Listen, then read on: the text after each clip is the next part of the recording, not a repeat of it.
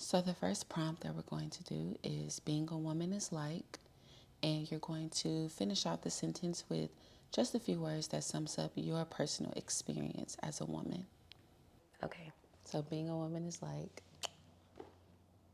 Being a woman is like,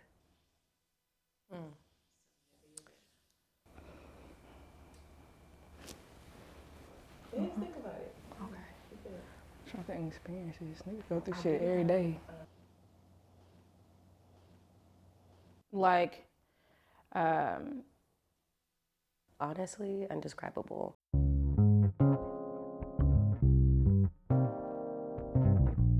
Being a woman is like the sunrise. It rises with authority.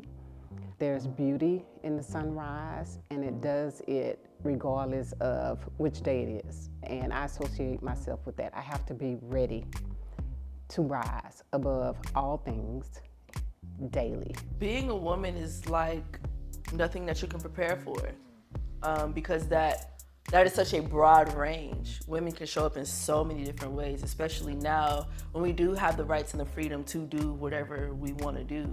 I'm a big sports fan, so winning 3 championships back to back and still the next year being considered an underdog. Back then, there was a lot of fear. I feel like we've always been put in this box and labeled as you should be a wife or you should be just a spouse to this person, just be a worker. But I love the fact that we can really be anything we want to be. Women today, we can just be, whether we want to be an underwater break dancer or we want to be the Vice President of the United States. It's a lot of fun being a woman. We're not stifled in a way. We get to express ourselves how we want, you know. I feel like masculinity has a lot more rules and a lot of them like abide by them more now, and I feel like women have kind of just like pressed the issue and pressed the button more, and we're allowed to do a lot more than men are nowadays. Being a woman is like the first day of rain after a long drought. It comes on its own terms. It nurtures. It waters things. It brings things to life. Being a woman is like, I would say, being like a flower. We're constantly changing and evolving and blooming in different ways. We shed our petals and then we rebloom and regrow, and we're always consistently growing. We're so organic and so innately unique, and every chapter can be a different flower. You have the ability to evolve and to grow and to really harness the strength within you. I feel like as a woman, we are naturally nurturing. So for us in life, leading with emotion and empathy, it shows us a whole different perspective and a different side of things that the opposite sex does not see. I used to be a teacher, so no matter how I was feeling for the day, I'm making sure I'm gonna go and be there for my kids, you know, because they need that stability no matter what I'm going through. Like, I know I've gotten in like car accidents, but I'm like, hey, I'm gonna be a little late. You know, I'm gonna still show up because, you know, that's what we have to do. Like just being an educator and showing up for kids who may not have women in their lives to show up for them. I'm kind of like a mentor, a mom, a counselor, and a teacher all in one. It's really rewarding. I don't know, I love it. Like, I just love being the woman that my kids look up to. Like, especially my girls, my little brown girls at the school. A lot of them don't have those women in their lives. And so I think it's really important and vital for them to have that connection with someone that they can talk to about anything and feel no judgment, and just encourage them to be better and do whatever they want to do in life. I feel like people may feel like if you're not doing something that's super prominent in history, you may not be contributing as much, but just showing up every single day, like being a woman in this society and day and age, every single day, supporting and, like I said, showing up is super important to be able to contribute. Small choices and small accomplishments snowball, and they're catalysts to those big events. But you have to have a minority to have a majority. So you have to start small to end up in a big place. I think that I'm contributing to women's history by showing up and continuing to take up space as a plus size girl in content creation and in beauty and media. I didn't realize how much not having someone who looked like me affected my willingness to try different things. I danced all through high school and middle school, and I was generally almost always the only fat girl. And I feel like if I saw more plus size figures doing dance or anything like in that space, I probably would have been a little bit more committed to it. It's really important that I write myself into the art history books. As an artist and growing up learning about art and art history, maybe 5% of the artists we learned about were female. Everyone's always looking for relatability and how to create a path forward by looking for a trailblazer, someone that's already done it. And there weren't really female artists doing it. Just in 2013 that I learned about an artist, Ashley Longshore, that's actually contributing in a major way and writing herself into the books now and creating major strides forward for women artists that I realized, wow, there is a path forward and she's doing it, and so I can follow that and show others that they can do that too. Back in college when I was Women's Empowerment Chair for my organization, Collegiate 100, and I remember one time I put on this event and it was called Hustlers, Women in Corporate America, and I brought in all types of women from the healthcare field, from beauty, just anything that these women wanted to potentially, have a career in. And that created so much networking. Jobs were created. The women were able to form these connections with these women who have been doing this for years.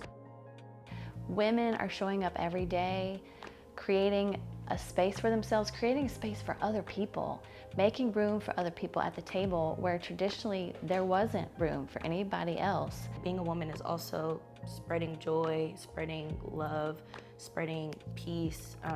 We are naturally nurturers, so I think that it's super important to continue to instill that into every person that you may meet. Pouring that unconditional love into other women, it is essentially pouring confidence into them. And if you're confident, you can do anything. I show up to support other women by celebrating everything. The smallest accomplishment you got a raise at your job, we're celebrating. You quit your job because it was miserable, we're celebrating. You're graduating, we're celebrating. Women are actually very community-based. That's how we get through life. Most of us were raised by a community, and mostly women, so. My mom really, my parents got divorced at a very young age, and so I saw a lot of her struggles, but within those struggles, she also showed me what it is to be a powerful, beautiful soul, someone that really is determined and motivated to see her children through and herself. And I feel like I got that from her a lot. My mom, she grew up in Oakland, California in the hood. She moved to Texas. And I'm the only one of my sisters that are born here. But even the decision to leave everything that you know, to go to a whole nother city where you're not seeing people that are like you everywhere, and to still thrive and to instill your children with what you believe to be the best, at that time, it takes guts. And a lot of women don't have support, but they gotta do what they gotta do anyway.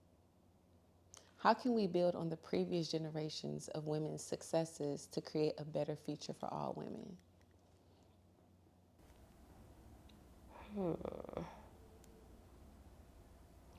I think just by pushing the agenda that we've made for ourselves, exercising our rights that we fought so hard for, keep fighting for our rights that have been taken away from us, encouraging our daughters to do better, to never stop fighting, don't let anybody tell them that they can't do something, just always pushing our babies because they are the future as well as us. The women before us have laid a great foundation for us to begin with, to continue forward on.